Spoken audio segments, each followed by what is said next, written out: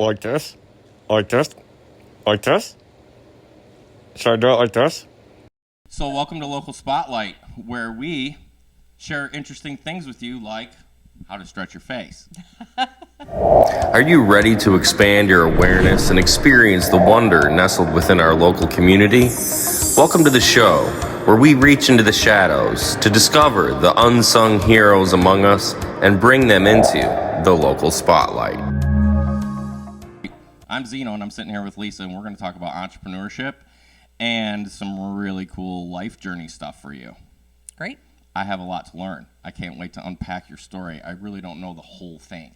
All right. So let's start when you were 3. Oh. I'm just kidding. Oh. I'm like, that's going back. I don't know if I remember 3. No. So tell us about what you're doing now, and then maybe how you got there. Okay. So I own a magazine called Stroll. It's a private monthly magazine for the residents of Sand Creek Estates here in Chesterton. And it's a monthly magazine. I've been doing it for 9 years. I own the rights to publish in that neighborhood. The company I work for is called N2 Publishing. They're a large media company. And currently there are about 620 strolls throughout the United States in high-end and affluent communities. The reason that they're in those types of communities is because those are communities that are hard to reach generally for business owners who are trying to get in front of them to get their business and keep top of mind. How that came to be for me is my kids went back to school. They were little and they kindergarten and first grade, and I wanted a job. So I looked around. It's really hard to find a mom job because I needed to be home by 3 o'clock and be able to be focused on my children. Was really kind of struggling there, and the magazine was already in my community for about 3 months. I was helping the woman get content because the magazine is ads and content about the residents who live in the community. So kids, families, pets, their volunteer efforts, recipes, whatever they choose to share. So I was helping her get that, and then she said, "Do you want to buy the magazine?" And I was like, "Ooh, what do you mean?" Did you expect that coming? Or was I that did like, not. I woke up on a Tuesday? I did. I woke up on a Monday, Okay. and she called me up out of the blue and said, "I've taken another job. This is not for me.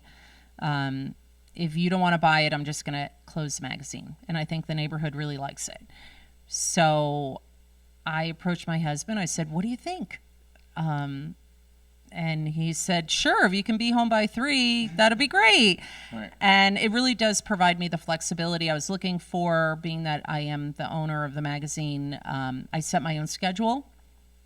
My week is my own. As long as I hit the marks that I want to hit and keep me afloat and keep some money coming in by selling of the ads, it's worked great. And my residents love it.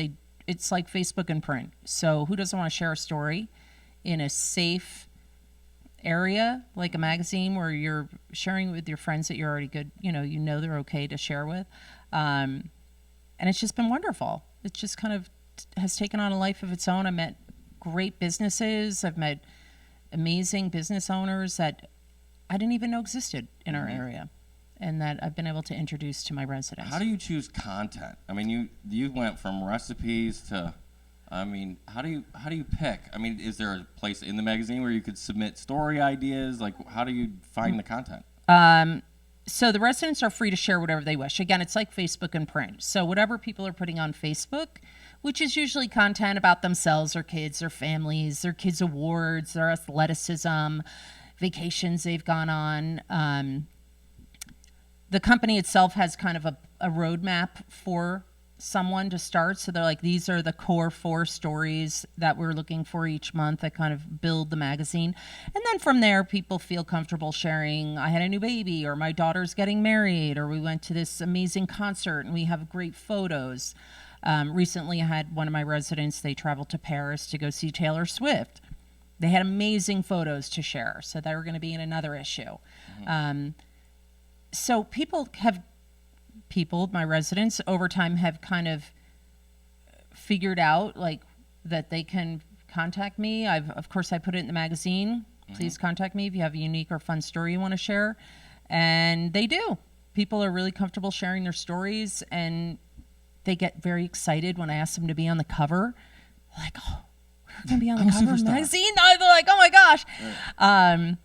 So it's really something that makes people feel happy and good. And, you know, when you're a new person, perhaps in the neighborhood, you're like, this is amazing. Right. These are all about my Well, and neighbors. especially since, I mean, I think no matter who we are, we seem to live in more of a siloed, solo, Very much isolated so. life, right? Yeah, so very much to be so. able to do that is like, oh, there is a community, so it creates that community feel that I Yes. think a lot of people like. I mean, especially people that are moving into any kind of subdivision, right? Yep. So what kind of businesses do well advertising in your magazine? Anything in the home services arena tend to be very good fits. Remodelers, contractors, flooring, windows, lights, new windows, like doors, anything that deals with the home, landscaping, new pools. The reason being is people in these high-end and affluent communities are continually keeping their houses up. You know, they're never going to let the house fail or look horrible. So even in tough times, they have the disposable income. If they need new landscaping, they're going to get new landscaping. Right. If they want a new kitchen, they're going to get a new kitchen. Same holds true with everything else going on in the home. But again, you know, that's like our core industry, I would say. Real estate is a big part of it because realtors want to be in front of these individuals to be the business, you know, be the realtor they call on if they're looking to sell their home or maybe even buy something else. And then Self-care too, estheticians, right? yeah, salons. Yeah. I have med spas, accountants. You know, there's a wide variety. I have massage therapists, people who just want to grow their business in front of this audience are welcome. Of course, at the end of the day, I meet with a lot of business owners. Some are a good fit and some aren't. And we do quickly come to that decision through a conversation. And it's not because they're not a good fit, but they might be looking for something different. This is relationship marketing. Right. Relationships take time.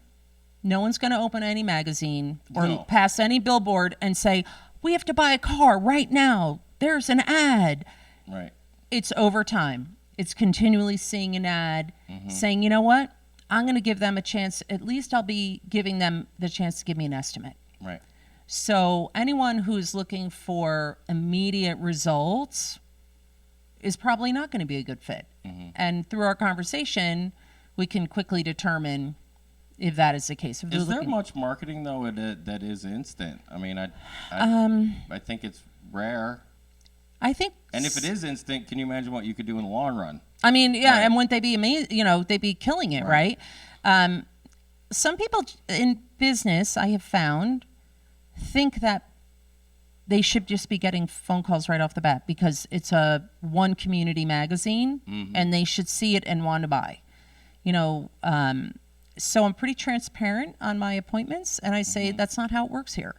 It's over time, being top of mind constantly and being in front of this audience. So when they do want to make a change or try a service or buy a product, they've been seeing you over and over and over because, again, they're reading it every single month. They are getting it. Maybe they're even contributing to it. So, excuse me. So they could be possibly the ones they choose to call and, like I said, get an estimate from. But funny enough, some businesses I meet with, they're like, so I'm going to get business right off the bat. And I'm like, no, you're not. Well, it's good that you tell them that. Yeah. So you, with you, one of the things that you said that you love about what you're doing is that you get to interact with business owners and Yes. entrepreneurs and people who are successful. What have you gleaned if you really look at some common threads in who has been successful, who's had sustained growth? What are their characteristics? What are their habits? What have you learned from successful business people? Well, they're all really hard workers. I mean, these business owners that I've met with, most of the people that are in my publication, I mean, these people have dedicated everything they have, every resource to building their business and making it what it is today. I've heard some amazing startup stories. I have a client, he washes garbage cans. Okay, odd business. but he was having issues because he was having bugs, and he was a police officer. So it afforded him the time to do this side hustle, which then grew over time into a business that he eventually gave up being a police officer, went full time. You know, he gave up a job that was continually paying with benefits and pension and everything, and said, I'm just going to make this the job. I'm going to really put everything into it. And we reached out to him, had a great conversation. He was like, yeah, I want to be in front of your people. So funny enough, he came to the community. He has a very big truck. It has a big wrap on it. It's a bright color. It's pretty loud. What's the name of the business? It's called We Wash. Okay. And he washes garbage cans. Amazing business. And he came to wash my garbage cans. So he said, let me just do a demonstration. Well, with that, it was kind of funny. Two of my neighbors came out. They said, what's going on? What are you doing? And I said, we're washing garbage cans. I go, because we have bugs. And they're like, we do too. And the best, I wish I had a picture, is the one neighbor lifting up the can after it was washed and sticking her head in and going, oh my gosh, it smells so good in there. He uses all non-toxic products. They can go down the drain. It's okay with our world. And she, of course, signed up. So now he goes to my house and he just does the entire street. And he has a great audience in the community. Does he pick the day after Garbage Day? Yes, he's in with Republic Garbage, so he knows when my garbage has been picked up. And then he comes following. Awesome. So it's a one-time-a-month service. And I have the best smelling garbage cans in Chesterton, I think. Yeah. But he's just done really well. He's renewed with me 3 times. This is an audience he will continue to be in front of. He knows they will pay. And it's not even a lot. It's really, it's nothing. It's pocket change. But he knows they will pay because they don't want. Well, and he also knows nickels and dimes add up to dollars. Exactly. Yeah. And he does really well. So that was just a really fun. Yeah. I mean, the funny thing was seeing the woman stick her head in my garbage can. You know, I'm like, who would do that? Right. But he's had a really great run. I've had some realtors that, of course, have been in the publication for quite some time. They've done very well in the community, really stamped themselves as the community realtor. I will be helping you sell your home, and I will be successful at it. What do you think makes a good real estate agent? Someone who I think really goes the extra mile. I mean, I haven't purchased anything lately except for our home 15 years ago, but someone who really took the effort and time with us and listens, and I think goes the extra mile. You know, they'll take those extra steps to do everything to make sure your house is in peak condition to sell the home quickly, which the 3 realtors I have in the publication do all that plus, and they're very well known, and they've done really well in Stroll. So successful entrepreneurs work hard and care a lot. Care a lot, yeah. Care a lot. And dedicate their entire life to what they're doing. Yeah. And I think it's really dedication to the people. Yeah, very much so. I mean, more than, I mean, if you're dedicated to people and serving people, then you don't really need to worry about serving your business because you're doing it. It will come organically. Right? Yeah. I mean, you get a reputation, people talk. Yep. People do love to talk, and no matter what neighborhood, isn't it? True? Yeah, true. Yeah. If people are doing all the things and they put their heart into it, the business will come. Yeah. You know, there's always bumps along the way. Without it, that would be weird. That wouldn't be normal. That would be weird. You know, so of course there's bumps along the way, but you learn from those and you continue to grow. Which I think all my businesses have experienced. Everyone has experienced. What other unique businesses do you see in the Chesterton area? You know what? We've had recently a lot of new businesses pop up, which is great to see. I love to see Chesterton growing.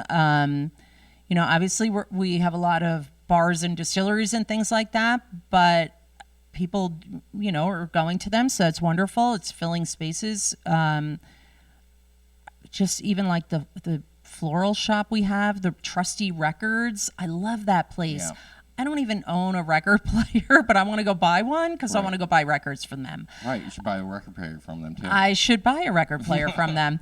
But I love unique, fun businesses because it brings people to our community, and the visitors for the beach area, they have somewhere to go and be like, this is a cool place. Yeah, so I think Chesterton. You have weird little live content creation studios that have private parties and yes, shows. One of those too. This is weird. They will have this in Chesterton. Who knew? Yeah. So, I mean, what advice could you give me as we launch the show, as we're trying to promote LiveXStudios? Well, I mean, what do you think is really, what can we do more for the community, do you see from your vantage point? Well, I think a lot of people don't even know what we have in our community. I think there's a lot of hidden gems. And, you know, as a small business owner, it's expensive to advertise. You really rely heavily on word of mouth. So you have to get the audience first to get that word of mouth going, because not everyone can afford to advertise right off the bat. So something like this, I see this having great legs, because if we even had like our own little, like the Chesterton YouTube channel, where you can learn about businesses coming into town, starting up, what is what's their thing, what's their specialty, and really grow this as something where residents can be like, oh yeah, go on here, there's a new business, we can learn about them, and just so what promote you're saying is do the what town. I'm doing? Keep doing what you're doing. But we have to get the word out that this is what you're doing. Like almost maybe even through, I don't know if you work with the chamber, but okay, work through the chamber and really promote. We've been talking about doing, you know, for a new business that comes in, maybe they get an episode. Yep. You know, so that we kind of get it going. But yeah. So, okay, good. Well, I just need, because it's new. So I like confirmation from other outside thing to say, okay, am I on the right track? Does this seem like this could work? And, you know, because you don't really know in business until you do it. Of course. I mean, you can have like a lot of great ideas, but I don't really think it, for me, I can have an idea, but it's not really great until they confirm that it's that great. it works. Right. Yeah. Like if a guy's like, hey, I think I'm going to clean trash cans. Yeah. A lot of people would say, well, I don't. Yeah. How is that going to even be something? I don't know. When I heard about him, I did hear about him a while ago. And when I heard about it, I'm like, that's genius. Yep. It's so simple, but so smart. Well, I think most of the best ideas come out of people's own needs. That's it. And they have a problem and they try to solve it. And then they realize if I have the problem, other people have the problem. Yeah. You know, a thought even for you to market this, and it's a small step, but through the high school radio station, the WDSO, I think that's what it is, WDSO, yep. A lot of people who support it are business owners. Their kids attend the high school. Yeah. And even if you got some, they could promote, hey, if you're a business owner, because we get businesses to support the athletics, you know, the whole athletic program. They could be content because they want to be in front of their resident, you know, their neighborhood, their neighbors, the community. So it's like doing things like that. It's using what we already have to grow your business and your message and what you want to get out there. What was the biggest challenge as you started as an owner of this business? Okay, so I have to meet business owners and I have to get in front of them. Yeah. So I cold call all the time. And you have to get people to want to meet with you. That is hard. Business owners are busy running their business. So when I'm asking them for 20 minutes, they want to know that it's 20 minutes well spent and it's worthy of a conversation. So that's always a tough thing to do. Do you have a formula? Well, the company I work for, Or N2, has a script that has historically worked very well, and it does. It's very short script. It's quick and to the point. And I can usually get in to meet with a decision maker. And then, of course, I have to share the vision of how the Stroll publication could help their business. And because I do wholeheartedly believe in the product, I think it does shine through. And they're like, yeah, this woman is right. I could use this as a tool to advertise my business. Again, not a fit for everyone, a fit for many. So it's just really being in front. So my biggest thing is always trying to meet business owners, trying to network, share what it is that I do and how I can help a business So if you owner. can get it over the hump of cold calling, the rest becomes automatic because you're good at relationships and it Yes. just moves from there. Yes. Right. Yeah. From, anyone like cold calling? It's not that easy. Yeah, I don't know. I have a little masochist in me that loves the no's. Yeah. I'm like, no. I'm like, one step closer Yeah. to yes. Yeah. Too bad for you. Right. I appreciate you being on the show. I appreciate the invite. Thank you so much. Local Spotlight has been brought to you by LiveXStudios.com. If only there was one site that listed all the concerts, festivals, and every other fun event happening in Northwest Indiana. There is. Visit panoramanow.com. Plan on making memories that last.